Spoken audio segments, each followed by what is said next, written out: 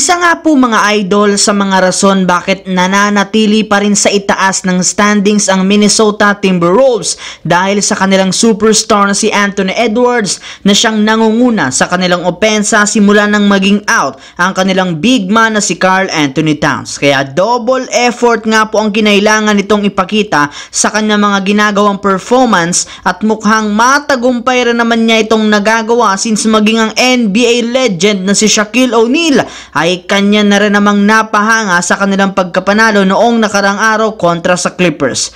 Ayon nga po sa naging pahayag ni Shaq sa harap mismo ng telebisyon, aminado nga ito na naaalala niya kay Anthony Edwards ang batang Dwayne Wade at batang Kobe Bryant, gayong hindi nga ito nag-aaksaya ng oras para magtala ng punto since agad nga niya itong ginagawa kapag nahawakan niya ang bola. Kaya inaasahan na nga po niya na patuloy pang mag-i-improve ang laro nito sa mga susunod na taon para sa Minnesota Timberwolves. Samantala, pinagkaguluhan nga po ng mga fans sa social media ang pagkakaroon ng 0-10 na record ni Anthony Davis sa head-to-head matchup nilang dalawa ni Domantas Sabonis, gayong nangangahulugan nga nito na hindi nanalo ni isang beses si Davis kay Sabonis simula nang pumasok ito sa NBA. Bagamat man nagawa ng Lakers na manalo last season laban sa Sacramento Kings, hindi rin naman dito naglaro si Anthony Davis. Kaya malinaw na si Sabonis talaga ang tunay na kahinaan ni Davis sa loob ng court, lalo pat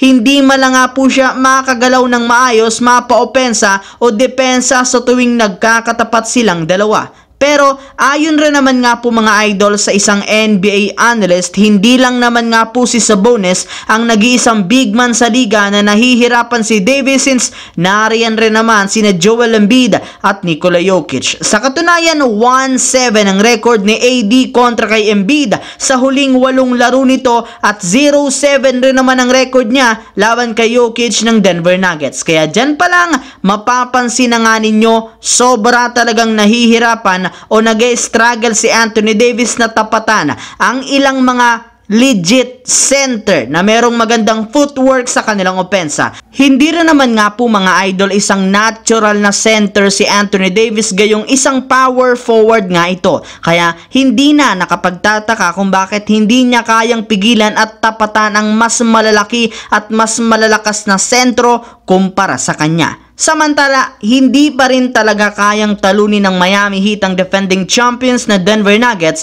sa kanilang ginanap na NBA Finals rematch. Kaya mismo ang kanilang head coach na si Spoelstra ang aminado sa media na wala talaga silang ibang player na kayang itapat at makipagsabayan kay Nikola Jokic maliban kay Bam Adebayo. Pero sa kabila nga po niyan, sobra pa rin naman silang nahihirapan na tuluyang pahintuin ito since kapag masyado nga nilang pinagtuunan ng pansin si Jokic, mapapabayaan nga nila ang ibang mga players ng Denver Nuggets na makapagtala ng puntos. Bukod nga po dyan, ibinulgar rin naman dito na kapag nakaharap nga po nila ang Denver Nuggets, parati nga nilang nararamdaman sila ang dehado. Kaya hindi na nga sila dapat pang magpakampante sa tuwing nakakabangga nila ito, gayong kahit man nalamangan o nasabayan nila ito, simula ng malaki pa rin naman posibilidad na bigla na lamang nga silang tambakan at maibaliktad sa isang iglap kapag nagkamali sila ng isang beses lamang sa kanilang mga ginagawang play.